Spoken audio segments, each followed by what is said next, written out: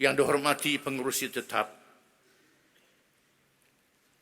Sahibul Fadilah Tuan Guru Datuk Mersyid Am, Yang Amat Berhormat Timbalan Mersyid Am,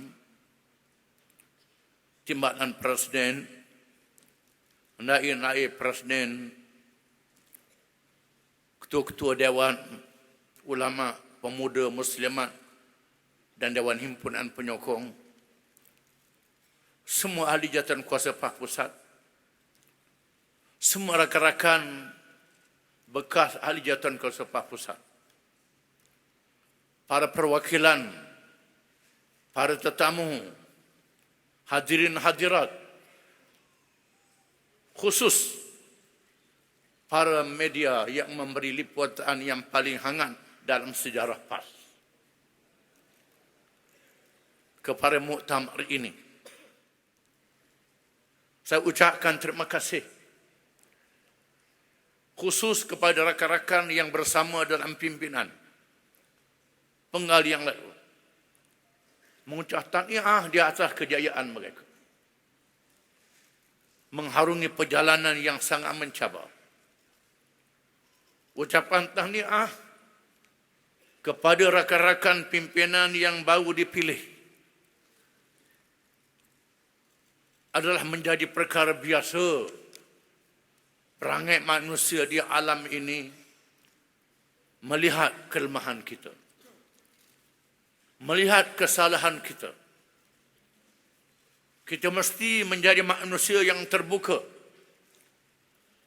menganggap semua teguran, semua kritikan secara positif bagi menyempurnakan parti kita.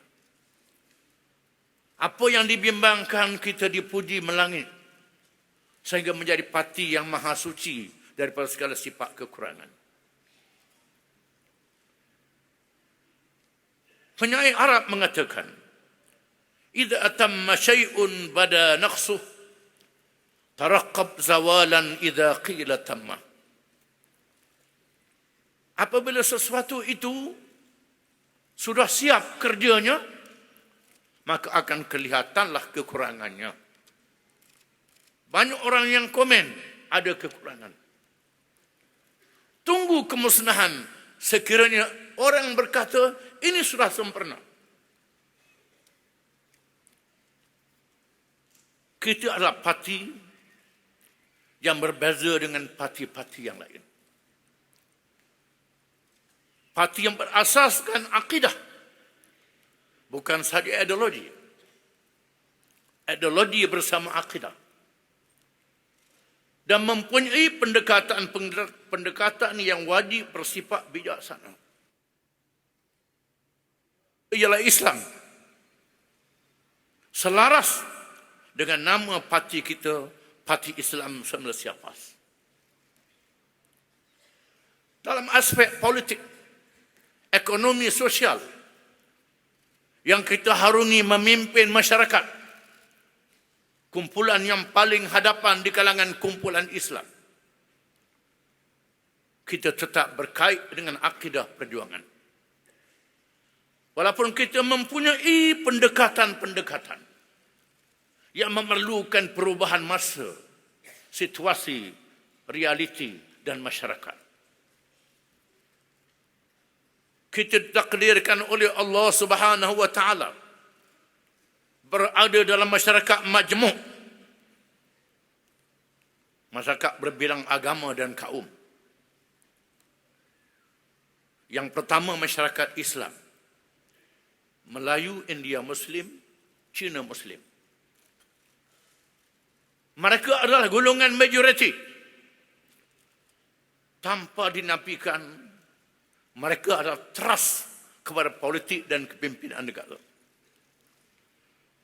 Dalam masa yang sama, kita mempunyai masyarakat bukan Islam.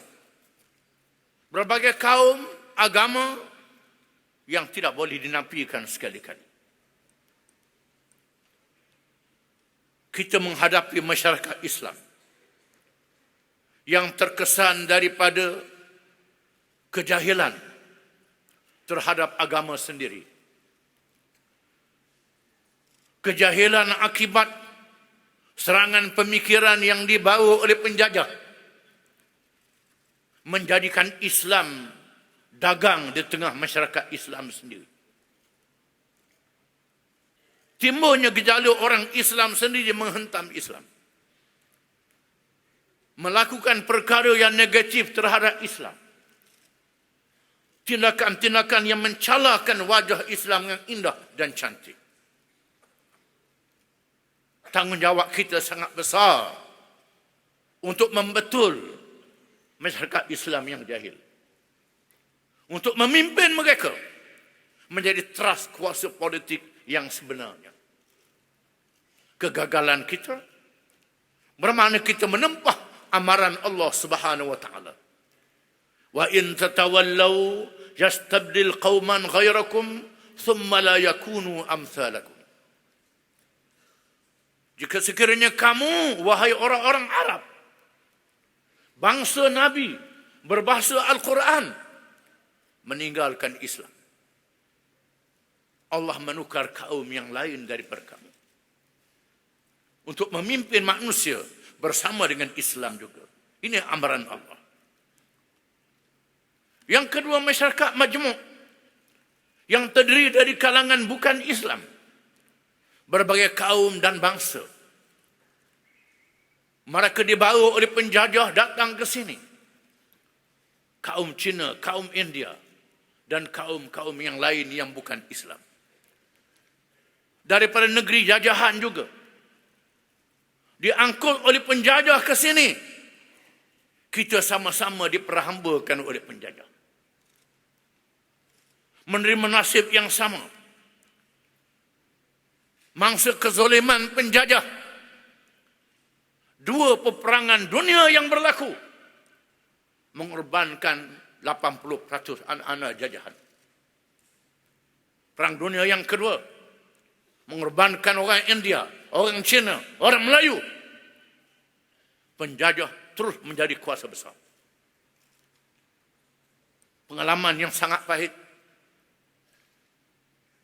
Jangan mengulangi kesilapan kita sendiri. Islam adalah agama yang mempunyai pendekatan yang sendiri dalam mengalami masyarakat majmuk, menghadapi masyarakat majmuk, menangani masyarakat majmuk. Allah Subhanahu wa taala menegaskan di dalam Al-Quran,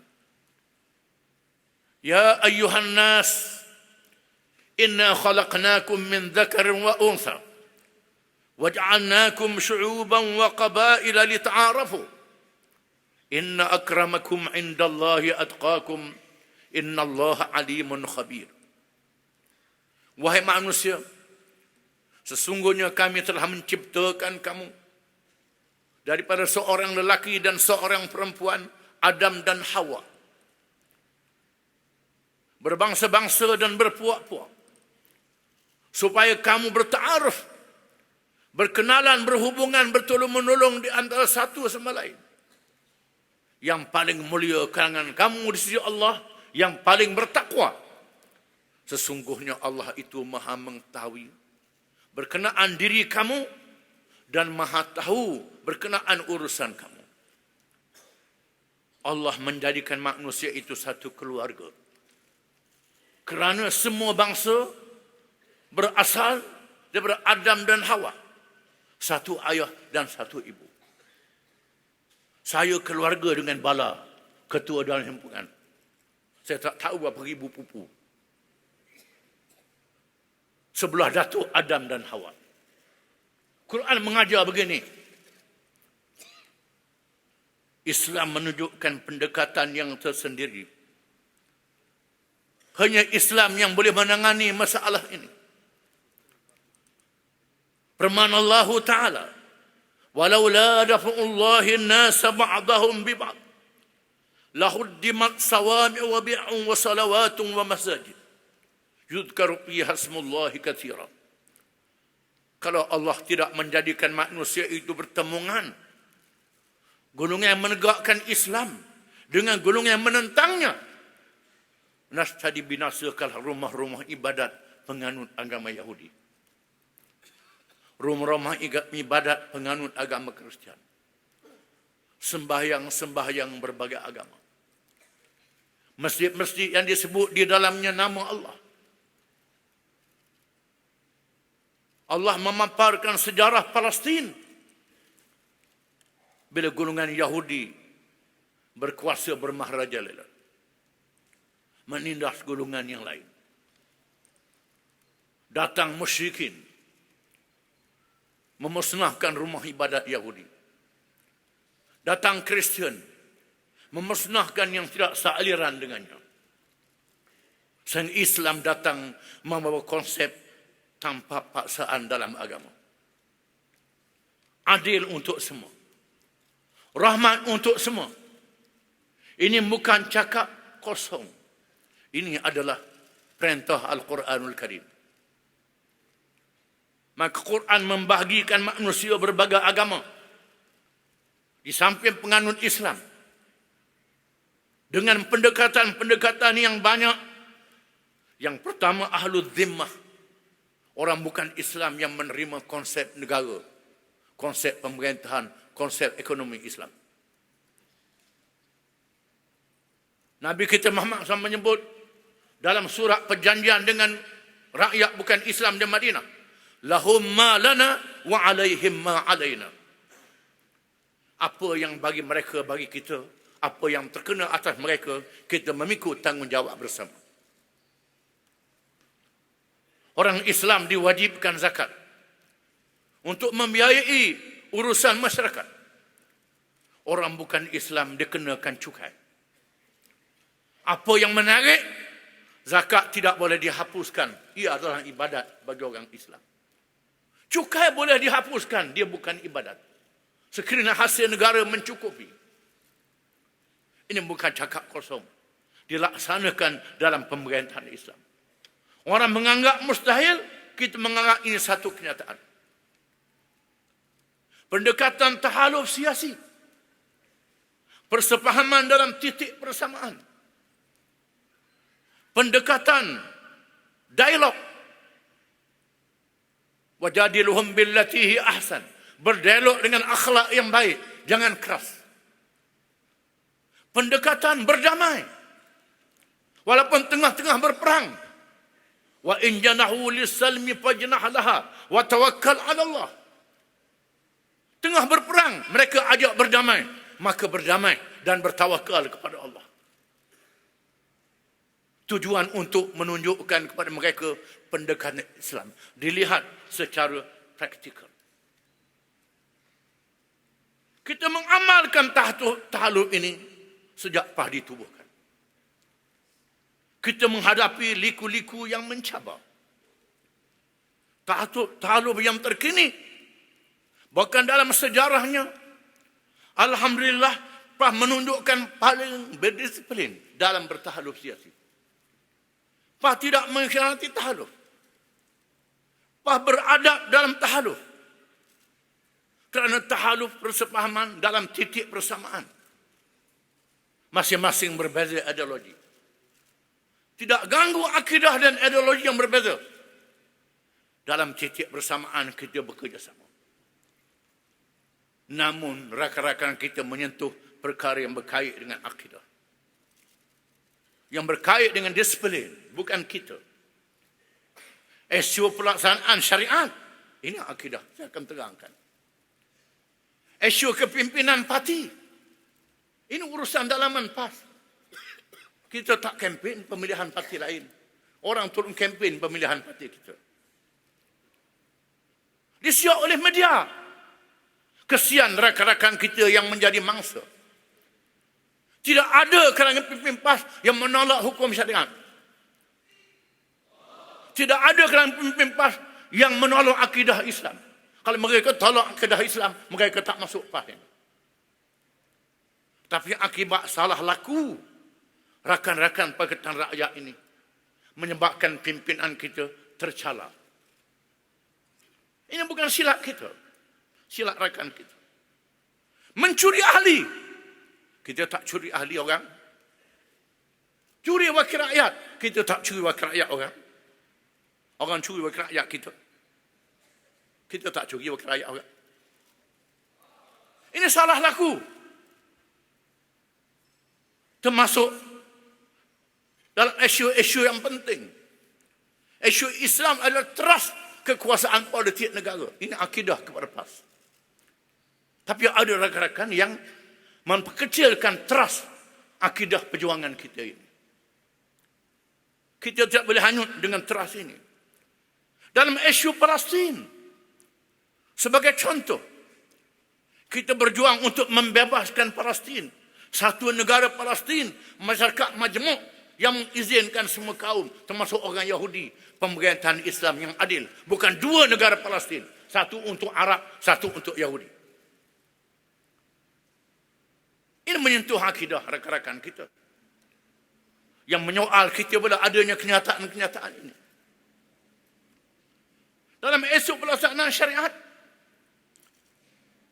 kita mengikut landasan yang betul. Semua pimpinan kita, ahli kita beriman, berakidah Islam adalah hukum yang adil. Hukum hudud, hukum qisas, hukum ta'zir. Tak ada kalangan pimpinan yang mengatakan ini hukum zalim. Tak ada. Semua kata adil. Kita mengalami senario yang sangat pedih dalam sejarah perjuangan PAS. Dan kita mengambil pendekatan secara tadarruj, secara peringkat demi peringkat. Di tahun 50-an kita menghadapi dilema pertemuan pemikiran di antara umat Islam yang dilahirkan oleh pendidikan Islam dan pendidikan Barat yang mengalami kepahaman Islam mereka. Orang memamukkan PAS di tahun 50-an. Kalau PAS memerintah, banyak orang kudung. PAS memerintah, tak cukup batu nak buat jalan raya. PAS memerintah, sup tangan banyak di kedai-kedai. Kerana hukum hudud dilaksanakan. Mereka jadikan hukum hudud ini hujah untuk memamukkan kita dan menghina kita. Timbulnya isu kafir-mengkafir di dalam masyarakat Islam dalam tahun 60-an. Ulama-ulama kita di kampung-kampung terpaksa bertahan. Memberi amaran yang keras kepada orang Islam yang menghina hukum agama dia sendiri. Berapa banyak ulama-ulama kita di ISA kan. Kita bersabar. Tahun 70-an kita menyertai kerajaan. Kita melangkah ke depan dan berjaya mentakrifkan hukum syariat secara ilmu. Saya masih ingat di tahun 70-an, 76, satu seminar diadakan oleh kerajaan UKM.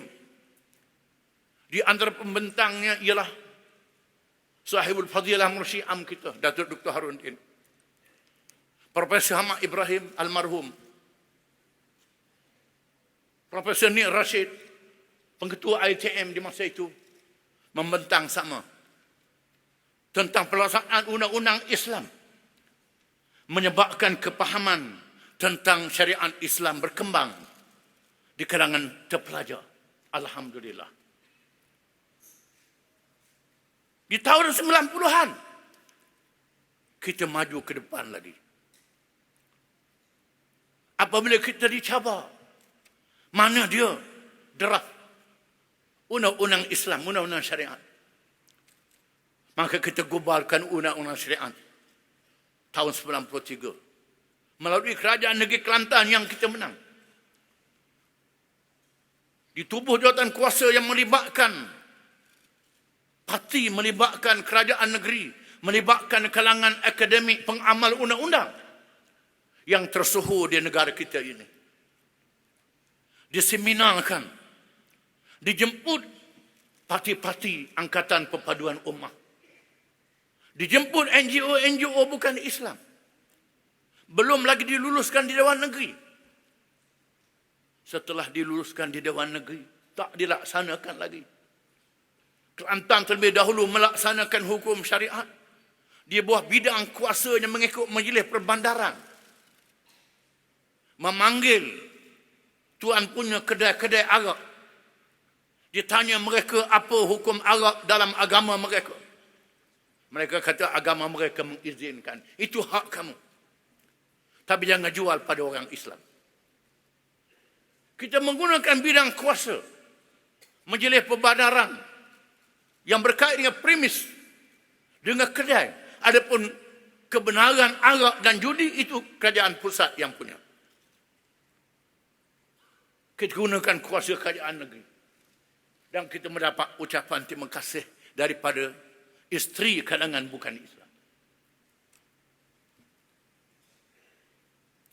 Kita tunjukkan contoh kerajaan yang bersih di Kelantan. Di Terengganu, kita merentah satu penggal. Kita buktikan. Di Kedah satu penggal, di Perak 1 tahun. Kita tunjukkan bukti. Tak laksanakan hudud lagi. Mereka sengaja jadikan hudud senjata untuk menikam kita. Mereka tahu ini senjata yang menikam mereka sendiri. Akhirnya ditimbulkan isu melaksanakan undang-undang jenayah syariat. Mungkin kerana dakwah kita masuk ke dalam junta-junta kerajaan. Kita menerima secara positif. Pada mesyuarat Jawatan Kuasa Pusat 10 bulan 3 2014. Yang Berhormat Menteri Besar Kelantan, Timbalan Malaysia Am kita, melaporkan kepada mesyuarat adanya kenyataan-kenyataan yang mencemohkan kita, seolah-olah tak ada persediaan. Kenyataan di Parlimen. Dan kita mengambil langkah ke depan lagi dalam mesyuarat pada 12 bulan 4, 12 April 2014. Kelantan memaklumkan menubuhkan jawatan kuasa teknikal untuk mengkaji lebih mendalam undang-undang syariat ini. Dan pada 11 bulan 5, 11 Mei 2014, Kerajaan Pusat menunjukkan respon untuk bekerjasama. Maka pusat yang bermesyuarat pada 11 bulan Mei tahun 2014 bersetuju supaya Kelantan melakukan kerjasama dengan teknikal di bawah kerajaan pusat. Antara kerajaan dengan kerajaan. Kita izinkan Kelantan. Timbul isu. Mana dulu nak dilaksanakan? Akta 355 atau 76A. Kerana 76A memerlukan majoriti 2/3 yang menyebabkan seluruh undang-undang syariat itu. Mungkin seluruh negara. Ada kalangan yang mengatakan adalah lebih baik bawa 355, Akta 355 dahulu bagi membolehkan beberapa undang-undang dilaksanakan dengan mengangkat taraf mahkamah syariah dan hukuman mahkamah syariah yang ada pada hari ini lebih rendah daripada mahkamah rendah, mahkamah majisteri. Ini tanggungjawab kita. Tanggungjawab orang Islam semuanya. Bukan PAS saja. Kita peringatkan ini tanggungjawab orang Islam. Di mana 355 ini boleh dilaksanakan secara simple majoriti. Kalau tahun 95, 96, 97, kita membawa usul persendirian di Parlimen. Di masa itu, ditolak dengan cara yang halus. Kali ini kerajaan negeri mengadakan perundingan dengan kerajaan pusat. Dan dimaklumkan ke dalam Majlis Pakatan Rakyat. Pada mesyuarat Pakatan Rakyat. Yang dilaporkan oleh Setiausaha Agung. Dalam mesyuarat kita. Mesyuarat 12 bulan Mac 2015. Mesyuarat Pakatan Rakyat. Dilaporkan kepada mereka. Dan Kelantan menghantar wakil 2 orang yang berhormat Datuk Muhammad Fadli Hasan, yang berhormat Datuk Fadli Hasan dan yang berhormat Datuk Taqiyuddin Hasan untuk memberi taklimat kepada Pakatan Rakyat. Tiba-tiba membuat kenyataan yang betul-betul menghentam kita. Gopoh nak melaksanakan syariat. Malangnya ada kalangan NGO yang bernama Islam tolong bawa ke Mesir. untuk mengaji di Mesir dalam masa beberapa minggu, balik bagi ceramah tentang hudud. Ini memalukan, kerja yang memalukan. Ini bukan kerja kita. Kita bermoral dalam mengungkapkan perkara ini. Dan kita menerima semua pihak untuk berdialog. Di bulan yang lalu saya menghadiri 2 dialog. Satu dialog dianjurkan oleh Akhbar Sinar Harian. Dipengerusikan oleh seorang tokoh akademik.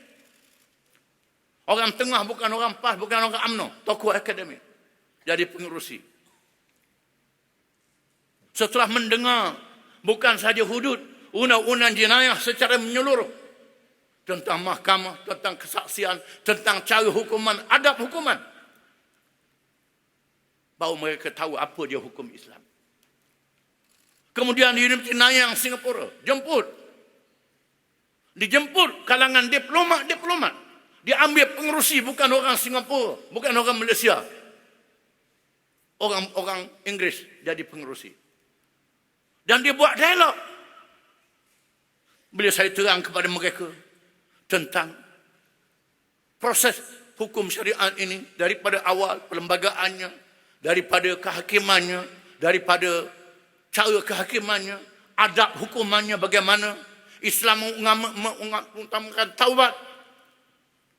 Kita adangi nak tanya. Tanya mengapa rasuah tak dikenakan hudud. Saya jelas rasuah tak dengan hudud kerana rasuah ni berkait dengan hak umum, bukan hak khusus. Walaupun tak ada hudud, dia ada hukum ta'zir. Hukum ta'zir boleh ringan dan boleh lebih keras daripada hudud. Dilihat kepada budi bicara kerajaan kerana kesalahan yang bersifat lebih luas caranya. Bukan lebih halus dan detail seperti mencuri. Puncanya ialah kerana kita berlainan ideologi. Berlainan akidah perjuangan. Walaupun kita berpakar.